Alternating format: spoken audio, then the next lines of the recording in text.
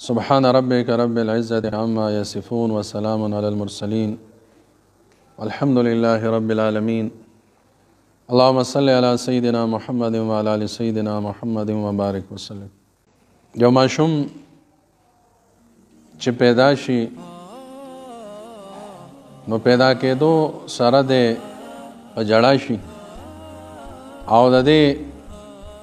جړا د وجې نه الله رب العزت د مور سینو ته پی راکوز کی او دارنګې یو نوکر چې د خپل مالک نه څه غرض او حاجت او هغه ته په جړا شي نو هغه مالک زړه نرم شي او دغه هغه غرض او حاجت پوره کړي. دغه شان یو بچی چې مور نه څه څیز غواړي او مور ولا نه ورکوي نو دی ورته په جړا شي او په ځمکه باندې اورغړي نو مور په هغه څیز ورکولو باندې مجبوره کړي. نو دارنګې چې کله بنده الله رب العزت ته په جړا شي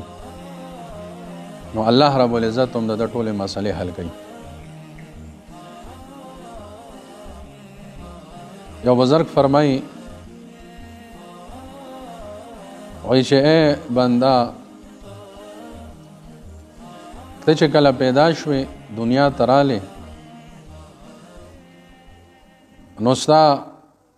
لاسونو کې دومره طاقت نو چې تاسو څه نیولې وې په هغې او نه د خپو کې دومره طاقت و چې ته په دې ګرځېدلی وې او په هیڅ څیز باندې نه پوهېدې او نه د ژبې کې څه دومره طاقت و چې تا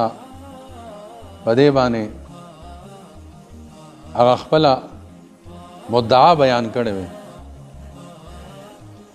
وایي دنیا ته چې رالې نو تا سره هېڅ هنر نو نه څه ګورو هېڅ هم نو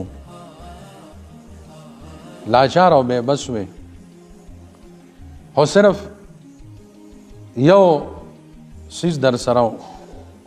یو شی و بس یو هنر دنیا ته چې رالې هغه جړا وه په دغه جړا باندې ستا ټولې مسلې حل کېدې په دغه جړا دې ټولې مسلې حل کېدې چې وږې به شوې نو چې وبه دې جړل نو مور به دله پی درکړل نو موړ به شو او چې دارنګې ګنده به شوې واړه به لوی بول به دې وکړل پای کې بلون خوش شوې نو بیا به په جړا شوې نو مور به صفا کړې او کپړې به درته نه وې واچولې صفا کپړې به درته واچولې او دارنګې که بیمار به وې د ډاکټر ضرورت به و د علاج ضرورت به و نو بیا به په جړا شوې نو ډاکټر له به بوتلې نو علاج به دې وشو صحت درته به میلاو شو رو جوړ به شو نو چې په هېڅ کې نه وې په هېڅ نه پوهېدې او دارنګې یو څیز باندې ستا ټولې مسلې حل کېدې په یو جړا باندې نو ستا ټول کارونه کېدل او چې نن رالوی شوې په هر څه باندې پوه شوې او نن پریشانه او اسبابو طرف ته او دې پسې منډې وې او ټولې مسلې دې نیمګړې دي نو وجه دا ده چې هغه دنیا ته راغلی وې هغه هنر دې پرېښودی دی چې په کوم څیز باندې ستا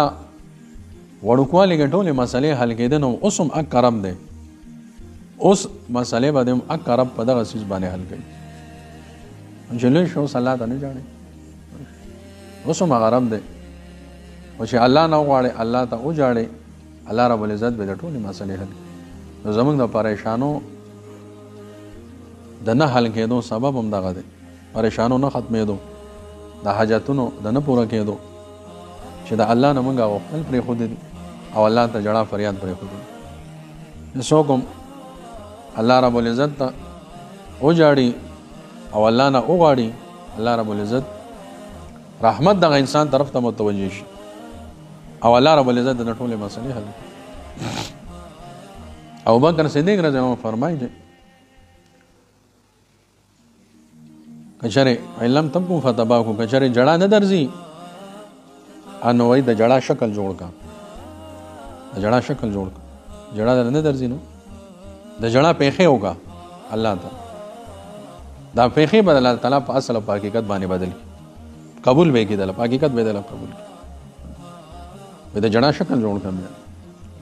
زګه چې د بندا دا جړه او فریاد دا د الله ډیر زیات خو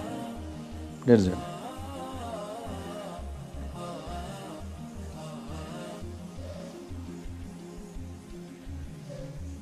سورہ مائدہ کې الله رب العزت فرمایي وَإِذَا سَمِعُوا مَا أُنزِلَ إِلَى الرَّسُولِ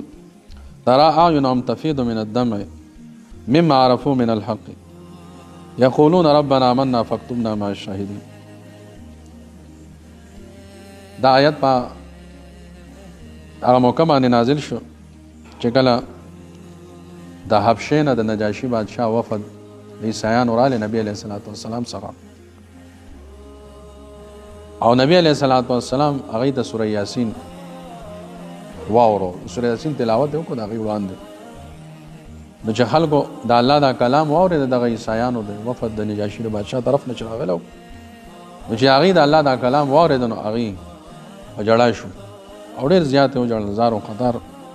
جړا شو تر دې چې دا هغه ګیره هغه د پدې د سترګو په اوخ کو باندې لوندې شو نو الله رب العزت فرمای وَإِذَا سَمِعُوا مَا أُنزِلَ إِلَى الرَّسُولِ وای چې کله کم کلام چې پر رسول باندې نازل شوی چې کله دی دا واورید دا د نجاشي بادشاه د حبشې والده وفد عیسایانو نو ترى أعينهم تفيض من الدم پیغمبر تعالی دل چې داغي سترګو اوخ کې بيولې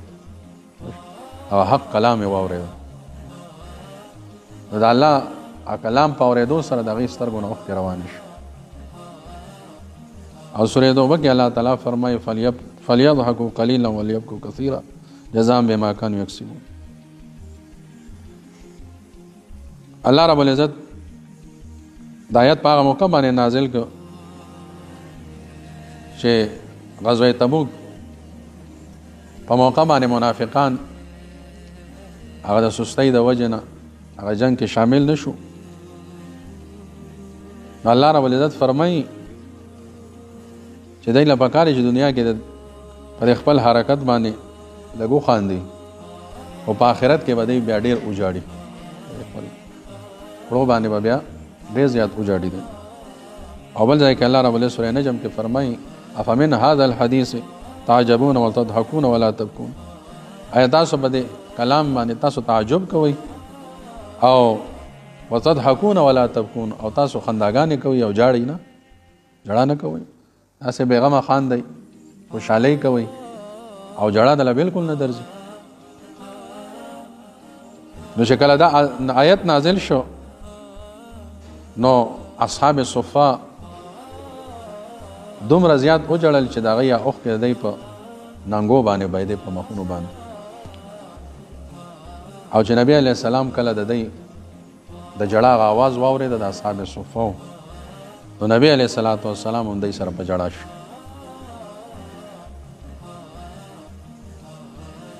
او بیا نبی علیہ السلام فرمایل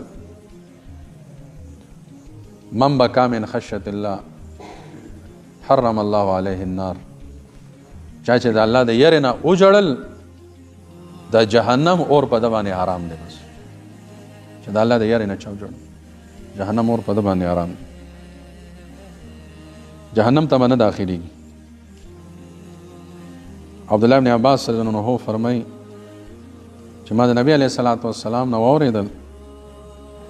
چې دوا سترګې داسې دي چې هیڅ شری به اور هغې ته نږدې نشي یو هغه سترګه چې د الله د یارې نه وجړل او دویمه هغه سترګه چې د الله په لاره کې ویښه پاتې شوه پهرې ورکړه دغه سترګې باندې د جهنم اور آرام دی او معاویه رضی الله عنه فرمایي چې نبی علیه الصلاۃ والسلام نه ما واورېدل چې نبی علیه السلام وفرمایل چې درې کسان داسې دي چې د هغې سترګې به د جهنم اور ونه ویني یو هغه سترګه چې د الله په لاره کې پیره ورکړي ویښه پاتې شوي، او دویم هغه سترګه چې د الله د یارې نه جړېدلي، او دریم هغه سترګه چې د الله تعالی حرام کړی شوي څیزونو نه بنده پاتې شوي، منع شوي، چې کوم څیزونه الله حرام کړي دي دغه سترګو هغه نه کتلي، دغه سترګو باندې د جهنم اور حرام دی. نو دې کې بد نظرۍ طرف ته اشاره ده. نن سبا عامه عمومي ګناه ده چې د هر چا نه کېږي، هر چا نه کېږي، په لارو کوڅو کې هم کېږي، او د موبایل په ذریعه سره هم کېږي، فیسبوک وغیره نیټ په ذریعه سره. نو الله رب العزت وایي په دغه سترګه باندې هم د جهنم اور حرام کړی، دغه سترګه به جهنم اور ویني نه د سره چې د الله تعالی حرام کرده څیزونو نه بنده پاتې شوي، منع شوي. نو اوس هم که یو بنده توبه وباسي نو په دې حدیث په دې چې کوم بشارت زیره نبی علیه السلام ورکړی د پای کې دی اوس هم شاملېدی شي. رښتینې توبه وباسي چې الله نن پورې چې ما حرام څیزونه څومره کتلي دي په دې سترګو باندې، یا الله زه د هغې نه توبه وباسم، الله به ورته هغه کړی شوي چې څومره غلط استعمال کړي الله به ورته هغه معاف کړي. نو چې توبې سره انسان لاړ د دنیا نه، نو الله رب العزت ورته معافي کوي بیا. نو هغه کس د دې حدیث بشارت کې شاملېدی شي چې هغه په خپلو کړو باندې توبه وباسي، او الله به غشته ورته هر څه میټاو کې ختم به کړي، او یو نوې زندگی شروع شي.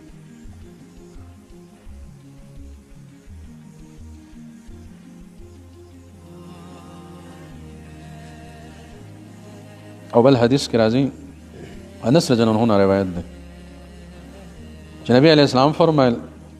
چې الله رب العزت به فرمایي قیامت پر ورځ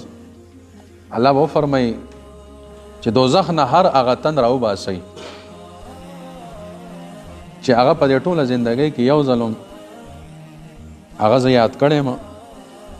او یا زما د یرې نه هغه جړلی، زما د یارې نه هغه جړلی او زه یاد کړم یو ظلم هغه د جهنم نه راوباسي. ابو رضی روایت ده چې نبی علیہ السلام فرمایل چې د کوم یو مسلمان د سترګې نه د مچ د سر برابرم د الله د یارې د وجې نه اوښکه وبهیده او د ده په دې مخ باندې راوغورځېده، نو الله رب العزت به جهنم په ده باندې حرام کړي. یو اوښکم د الله د یارې د وجې نه وبهیده او په دې مخ باندې سترګو نه راوغورځېده، په دې مخ باندې وبهیده، دغه یو اوښکې په برکت سره الله رب العزت جهنم په ده باندې حرام کړي. او بخاری شریف په روایت کې د ابو هریره رضی الله عنه د نبی علیه السلام نه روایت کوي چې نبی علیه السلام فرمایل چې اووه کسان داسې دي چې د قیامت په ورځ به دی د عرش د سوري د لاندې، چې په دغه ورځ به د الله د عرش نه علاوه بل سوری نی، بل سوری به نی. اووه خوش قسمته کسان دی به د الله د عرش د سوري لاندې، یخ سوري لاندې به او ډېره سخته ورځ ده، او فی یوم کان مقدار 50,000 سنه د 50,000 کالو برابر ده، او نور به د یو میل فاصله کې راشي، او سخته ګرمي به، او په دغه سخته ګرمه ورځ باندې به اووه کسان هغه به خوش قسمت وي، VIP کسان به، او VIP پروتوکول به دی ته د قیامت په ورځ میلاویږي په دغه سخته ورځ باندې چې هغه به د الله د عرش د سوري لاندې به دی ته ځای میلاویږي. نبی علیه السلام فرمایي چې هغه اووه خوش قسمته کسان هغه دا دي: وړومبی عادل حاکم حکمران انصاف کوونکی حاکم بادشاه، او دویم هغه خوش قسمته نوجوان چې خپله ځواني د رب په عبادت کې زړه کړي، د الله په عبادت کې خپله ځواني زړه کړي. د نوجوانۍ د عبادت الله ته ډېر زیات خوښ دی. کوئی شی وایي پیغمبري دا د پیغمبرانو طریقه ده، ټول پیغمبران په ځوانۍ کې هم ډېر نیکان دي، نو دا د پیغمبرانو طریقه ده د ځوانۍ عبادت، بې داغ جوانی دا د الله ډېره زیاته خوښه ده. نو د دې په برکت سره به چې ځواني د الله په عبادت کې زړه کړي، نو د دې په برکت سره به د قیامت پر ورځ د هر سوري لاندې به الله ځای ورکړي. او دریم هغه کس چې د هغه زړه هر وخت په جومات کې لګېدلی، بس هر وخت جومات سره سودا یي، زیات وخت هغه په جومات کې تېري، دغه انسان قیامت پر ورځ به الله فرمایي زما ګاونډیان څه شو؟ فرشتې به عرض وکړي چې الله ستا ګاونډیان شو. الله رب العزت فرمایي چې دا دنیا کې به زما کورونه آبادول، زما کور کې به زیاته حاضري لګېده، دا زما ګاونډي دی که نه. د قیامت په ورځ به الله د عرش سوري لاندې بوله ځای. نن موږ تاسو جومات کې تنګېږو، او د الله کور دی په مخ د ځمکه، الله د ټول نه زیات خوښ ځای دی جومات، ټول نه زیات خوښ ځای. او الله د رحمتونو باران 24 غنټې په دې وري، فرشتو ماحول دی دلته، الله د رحمت فرشته چې د الله په کور کې ده، د الله کور وي، بیت الله د الله کور دی که نه جوماتونه. دغه ځای دا د جنت باغ دی، دا اوس موږ جنت کې ناست یو. د قیامت په ورځ به په مخ د ځمکې چې څومره جوماتونه دي که نه، د ځمکې دي چې څومره په مخ د ځمکه، دا ټولې به داسې بیت الله طرف ته راځي. بیت الله چې کوم ځای دی، ټول جوماتونه د ځمکې به را روان، بیت الله، مسجد حرام، ټول به یو ځای شي، او دغه ځمکه به الله اوچت کړي جنت ته، دا به جنت کړي. دا د جنت ځمکه ده، دې باندې د الله عبادت شوی دی، دا به ختمېږي نه. ګورئ هر څه به ختم شي، خو د جومات ځای به نه ختمېږي، دا به هم جنت ته ځي. موږ د جنت په ټوکړه کې ناست یو، موږ تاسو ټنګ وکړئ. نو چې کوم یو کس زړه په جومات کې لګېږي، جومات سره دغه انسان به جومات کې وخت ډېر پاسي، جومات کې حاضري، 15 وخته جومات ته راځي، او جومات کې د مونځ نه مخکې حاضر، او د مونځ نه پس هم لږه ناسته وکړي. نو موږ تاسو چې مونځ ختم شي نو منډې وځو جومات نه، د رحمت ځای نه بهر شر طرف ته، فساد ځای چې هغې طرف ته خوشحالي وو. موږ تاسو لږ ساعت ناسته جومات کې بیا پکار چې الله ګورې زما دا ځای خوښ دی، او ستا خوا نه تختم نه، زما زړه ګورې بهر نه لګي، نو بیا هم لږ ساعت سړی کښېني، د الله کور سره د مینې لږه اظهار خو وکړي که نه.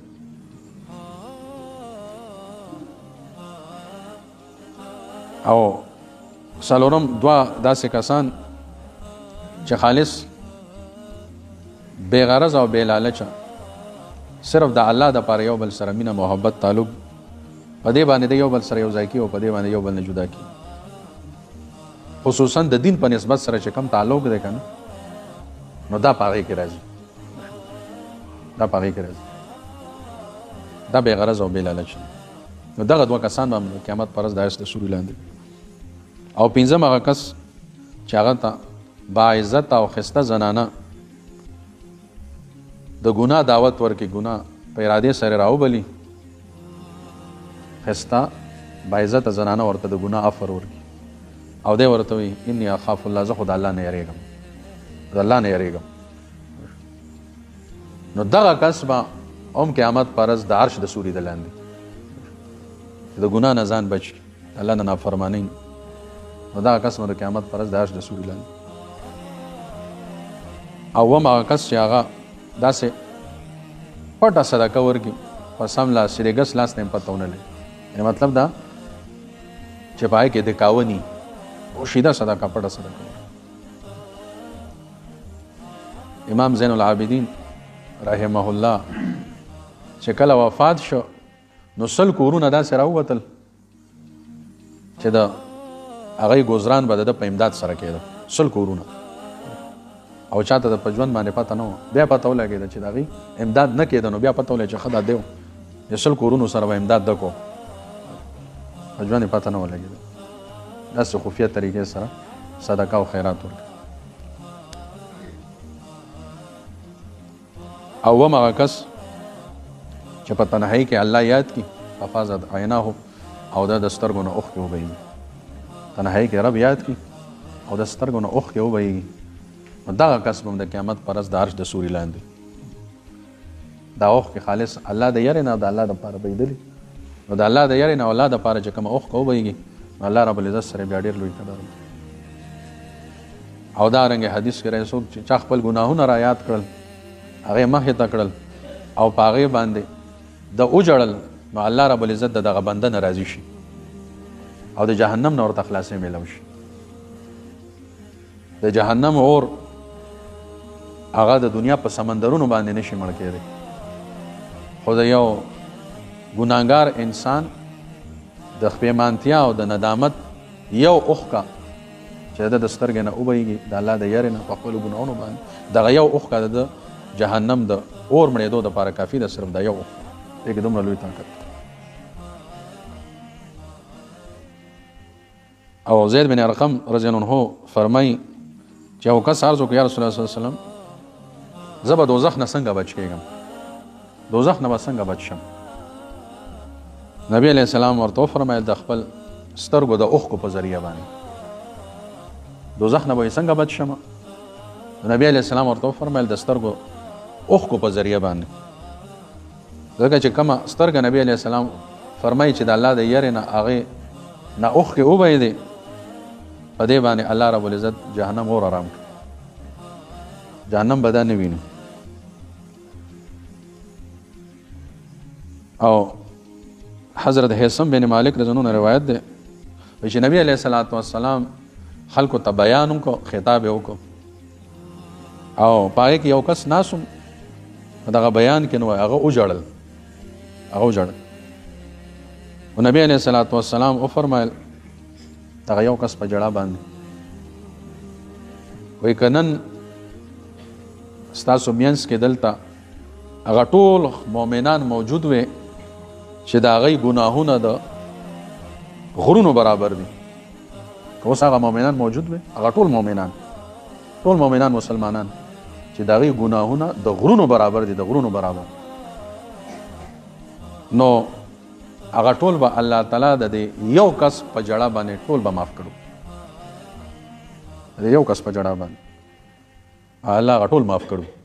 د غرونو مره ګناهونه به ورته معاف کړو، صرف د یو کس په جړه. هغه ټول دلته موجود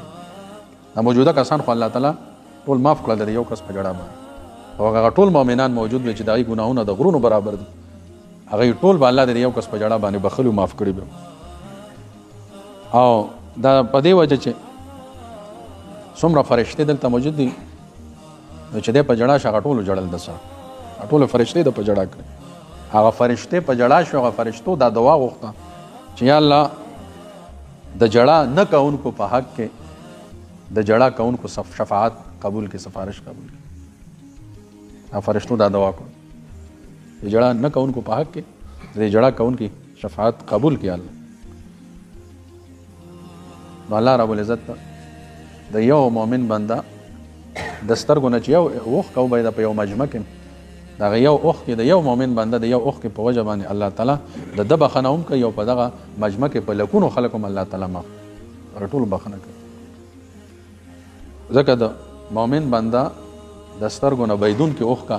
الله تعالی ته د دنیا ما فیها نه زیاته قیمت زیاته خوښه.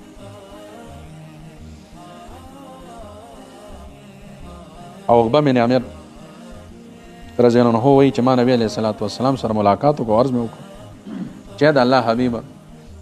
دنیا او په آخرت کې د نجات ذریعه څه ده؟ دنیا او آخرت د نجات او د خلاصۍ ذریعه څه ده؟ نو نبی علیه السلام وفرمایل املک علیک لسانک، خپله ژبه دې قابو کړه، ژبه قابو ساته، ژبه چې په ژبه باندې د الله نافرماني ونه شي، دروغ او غیبت او دارنګې فحش خبرې بهتان د دې نه چې نو ژبه محفوظ ساته، خپل ژبه حفاظت ژبه دې قابو کړه. او ولیعصاک بیتک، او ستا کور دې ستا دپاره کافي شي، یعنې بغیر ضرورته د کور نه بهر مه روځه. او وبکې علی خطیئتک، او په خپلو ګناهونو باندې ژړا کوه، په خپلو ګناهونو باندې ژاړه. نو چې دا درې کارونه کوې نو دنیا او آخرت دواړو کې به ورته نجات ملو شي، دنیا او آخرت دواړو کې د نجات نسخه ورته الله حبیب وښوله. بس وایي دا درې کارونه کو، بس ژبه دې قابو ساته، او دارنګې د کور نه بغیر ضرورته مه وځه، او درېیم دا دی چې په خپلو ګناهونو باندې ژاړه. نو دا درې کاره کوه، دنیا او آخرت کې به د هر غم مصیبت نه به د الله له نجات درکړي.